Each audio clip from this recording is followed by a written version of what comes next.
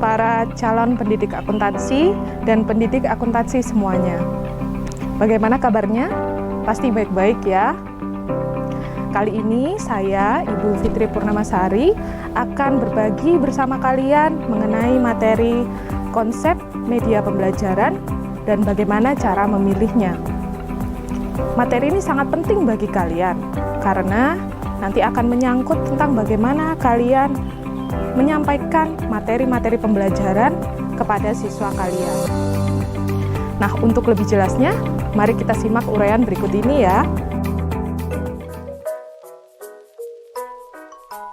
Sebelumnya, kita perlu tahu dulu nih, apa definisi dari media pembelajaran. Media pembelajaran itu adalah segala sesuatu yang dapat digunakan untuk menyalurkan pesan dari pengirim ke penerima sehingga dapat merangsang pikiran, perasaan, perhatian, dan juga minat peserta didik sedemikian rupa sehingga proses belajar terjadi. Definisi yang lain adalah media pembelajaran merupakan sesuatu yang bersifat penyalur pesan dan dapat merangsang pikiran, perasaan, dan kemauan peserta didik sehingga dapat mendorong terjadinya proses belajar pada dirinya. Nah, media pembelajaran ini sangat penting karena dapat memperjelas penyajian pesan agar tidak terlalu bersifat verbalistis. Verbalistis di sini artinya hanya disajikan dalam bentuk kata-kata tertulis atau lisan belaka. Selain itu, media pembelajaran dapat mengatasi keterbatasan ruang, waktu, dan daya indera. Seperti misalnya, objek yang terlalu besar bisa digantikan dengan gambar. Objek yang terlalu kecil bisa dibantu dengan proyektor mikro ataupun gambar. Kemudian, gerak yang terlalu lambat atau terlalu cepat dapat dibantu dengan time-lapse atau high-speed fotografi. Kejadian atau peristiwa yang terjadi di masa lalu bisa ditampilkan lagi lewat rekaman film. Objek yang terlalu kompleks, misalnya mesin, dapat disajikan dengan model. Selain itu, konsep yang terlalu luas, seperti gunung berapi atau gempa bumi, dapat divisualkan dalam bentuk film. Jadi, bisa dipahami kan betapa pentingnya media pembelajaran yang tepat untuk disajikan di kelas? Selain itu, kita juga perlu tahu bahwa dengan menggunakan media pembelajaran secara tepat dan bervariasi, kita dapat mengatasi sikap pasif anak didik. Dalam hal ini, media pembelajaran berguna untuk beberapa hal, seperti pertama, menimbulkan kegairahan belajar anak didik kita. Kedua, memungkinkan interaksi yang lebih langsung antara anak didik dengan lingkungan kenyataan. Yang ketiga yaitu memungkinkan anak didik belajar sendiri-sendiri menurut kemampuan dan minatnya.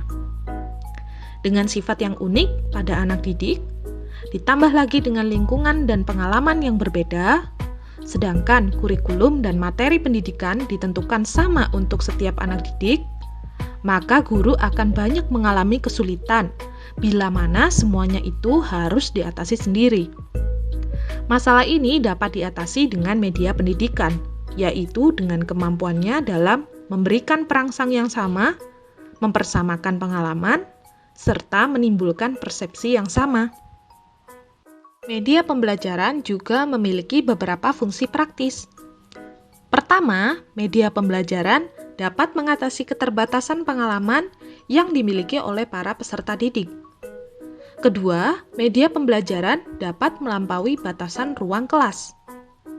Ketiga, media pembelajaran memungkinkan adanya interaksi langsung antara peserta didik dengan lingkungannya.